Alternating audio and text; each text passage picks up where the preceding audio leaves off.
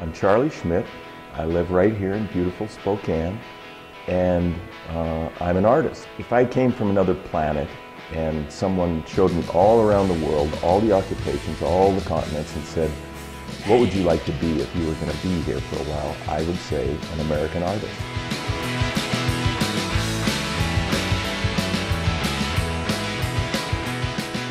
I think I sort of had an aptitude for art.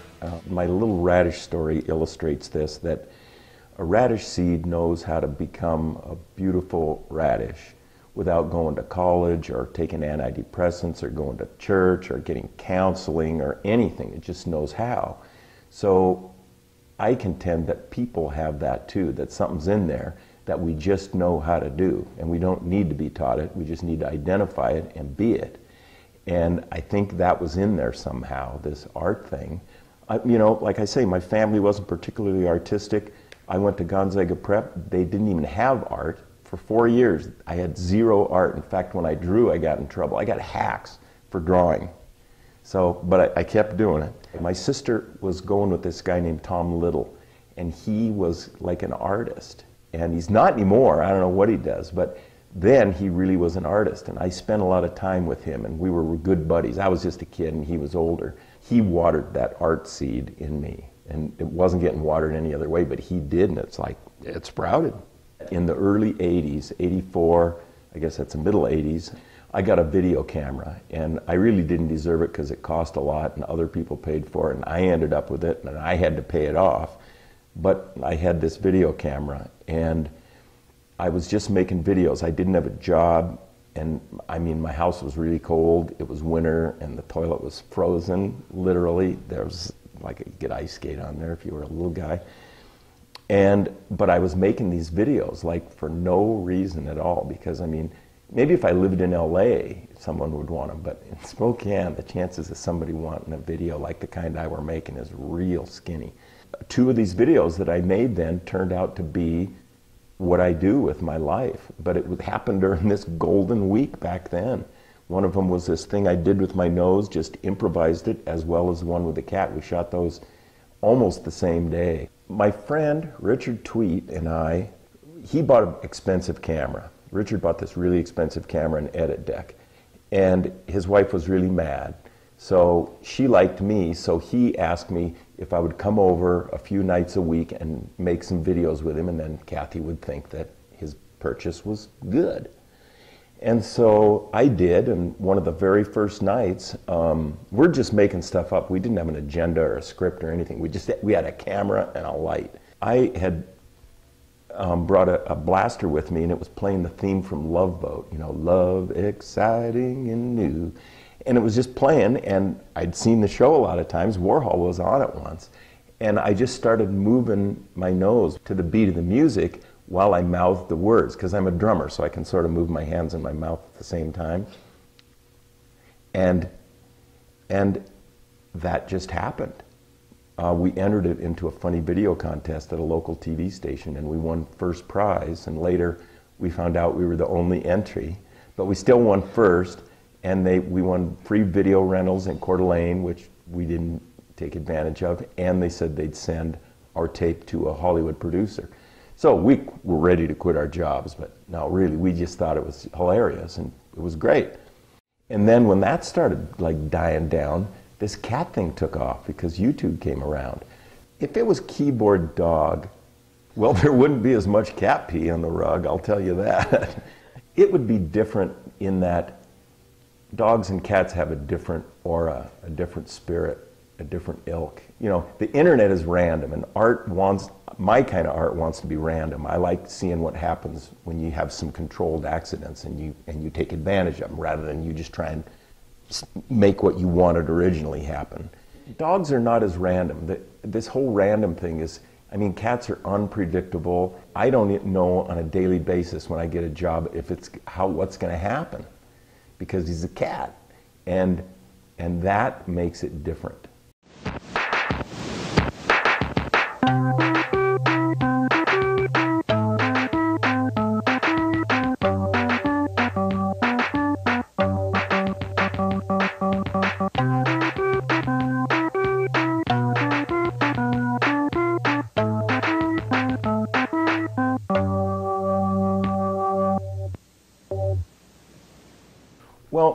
Bento, my friend the keyboard cat, was a pound cat, and we picked him up as a gesture of love and as a reincarnation of the real keyboard cat who died in the early 90s.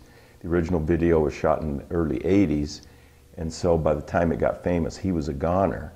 Then he started getting work, so I thought I better get another cat, and Bento was the cat. Oh, fame has affected my cat in many ways. Look at him. That's his life. He just sits there. Bento! Hey! Snap out of it.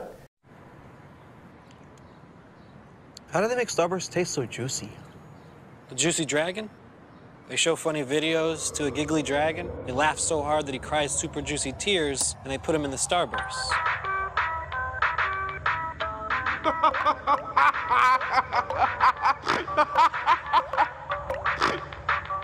Didn't know that? Everybody knows that. A juicy dragon? When we got him from the pound, we didn't know it, but he was pretty sick.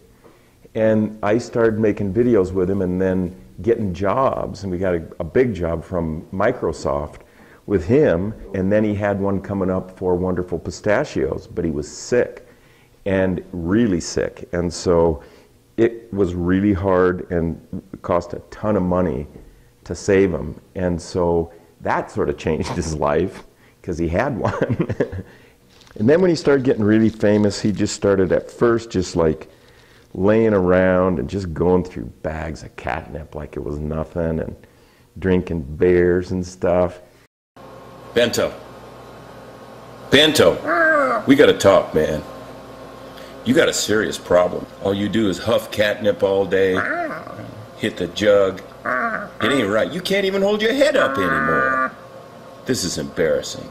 But now he's come down to earth again. He's been in rehab a couple of times, and he's pretty good. Now we're just friends, and he doesn't take advantage of his fame, and so we're good. We've helped each other immensely. Years ago, it was my wife's idea, and I had a weird little animated toy and one of these stuffed cats. And she said, you should take the skin off that cat and put it on this guy and give him a little piano. So I designed the box and made it like it really existed. And then it doesn't even play the right song. It plays, look at, I mean, it's rough. And it plays, what is that? Limbo Rock. So it's just completely wrong, but I made a video and put the right music to it and put it online, and like, it's almost up to 1 million hits, and about every third one was somebody wanted to order it. So we looked for a company to make it. That was hard, really hard, without getting ripped off. So then the company, Think Geek, they contacted us and said they'd take 5 cases, and we said, well, we don't even have any. And they went, what? How could it be? We saw it. So they couldn't get them, and then a few months later, they contacted us and said, if you still don't have anybody to make them, we'll do it.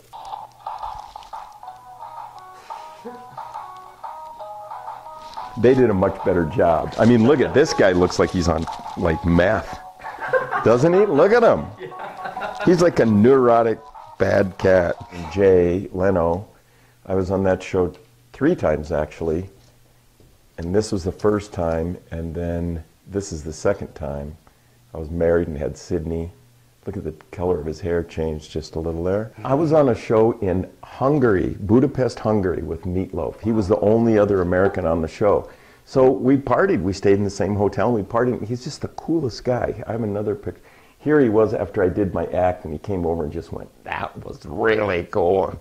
Robert Crumb, he's major. He's Museum of Modern Art. He came to town and to do a lecture series, and the guy who was supposed to put him up, his house was under construction, so they said, can he stay with you? And I said, okay. So he stayed with me for 4 days. And it was in the loony bin where his sister was, and it was in an elevator, and I was an inmate of the place. See, I'm wearing kind of like a nightshirt, like a patient in a hospital, and he and I were riding in this elevator, and when we're going up, he's dressed like that, and I'm like this, and I'm just really giving him the stink eye.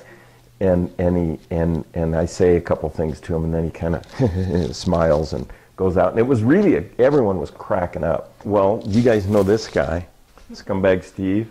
You know, the way that happened was somebody just lifted a picture from his Facebook page and started writing crap on it and like ruined his life. He was like really depressed over it because everyone would look at him and go, "You're that guy," and he wasn't getting a penny for it, and he was a scumbag. And so my manager got a hold of him, and then they started doing these really high production value rap videos because he's a rapper. Every Thursday they dropped a new music video, and they were like killer.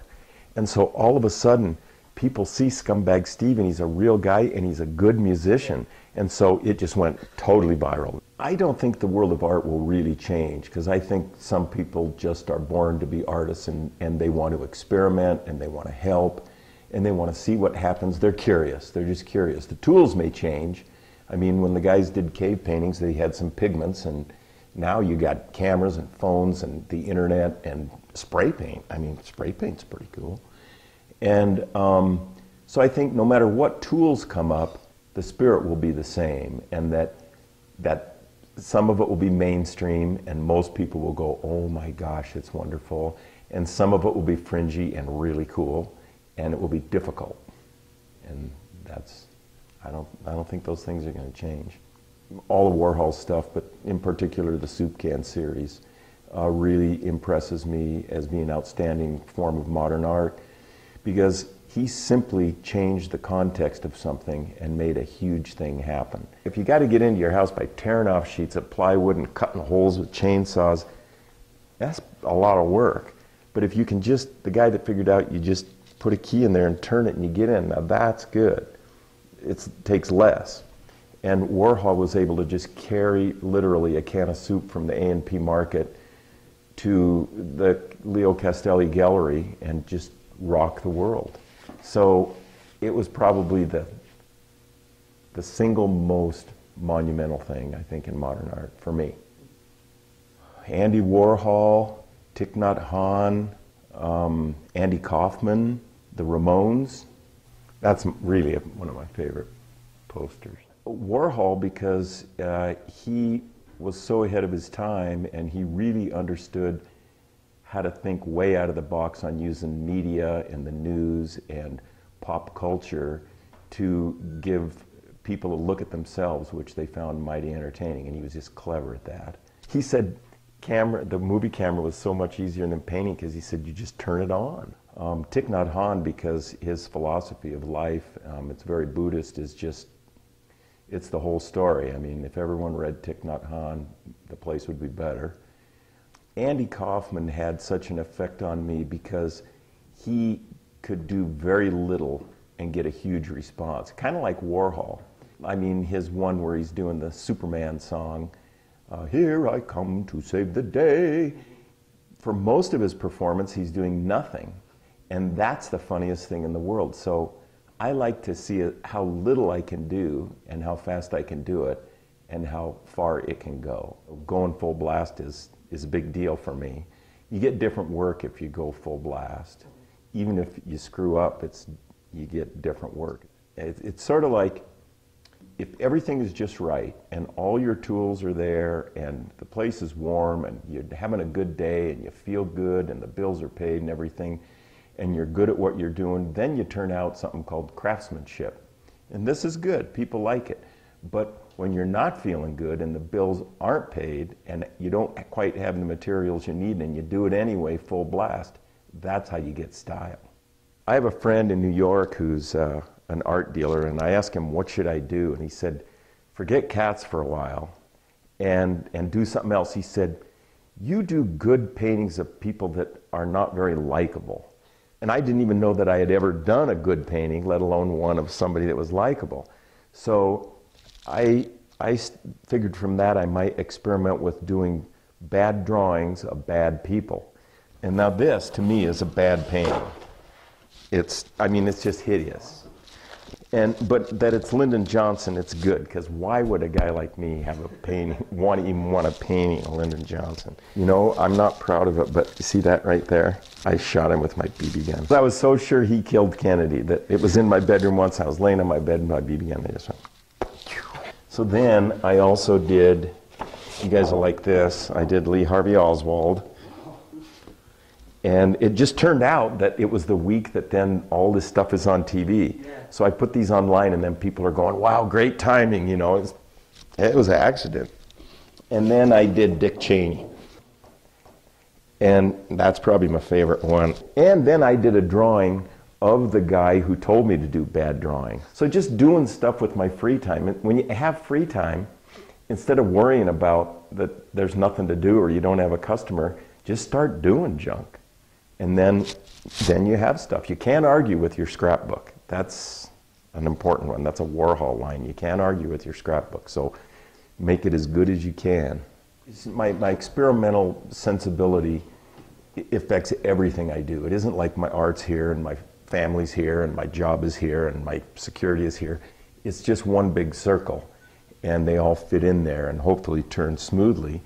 And so for me, my hair, the hair on my head, is another medium to experiment with. So I'm always doing different things with it. It'll grow back, and I get a response with it. You know, sometimes I can weed out people that probably I shouldn't be talking to with the way that I look. Some people have natural things that may make them less likely to succeed. And so I kind of like to impose a few on myself and then just see how people respond. Well, I love street art. Again, it's more random. You know, to me, anything, anywhere, has got a better chance than art in a gallery, because art in a gallery is concise and predicted and approved by the curator and framed and polished and you know. So stuff that just happens interests me a lot more. I mean, I've always said I can look at the shelves of a grocery store and be way more entertained than most art galleries, for real.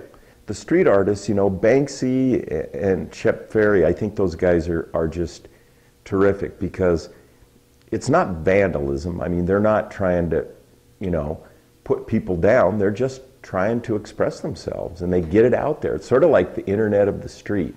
You get it out there, and I'm just crazy about it. I'm a big Banksy fan. In fact, I did, you know, Banksy has that documentary called Exit Through the Gift Shop.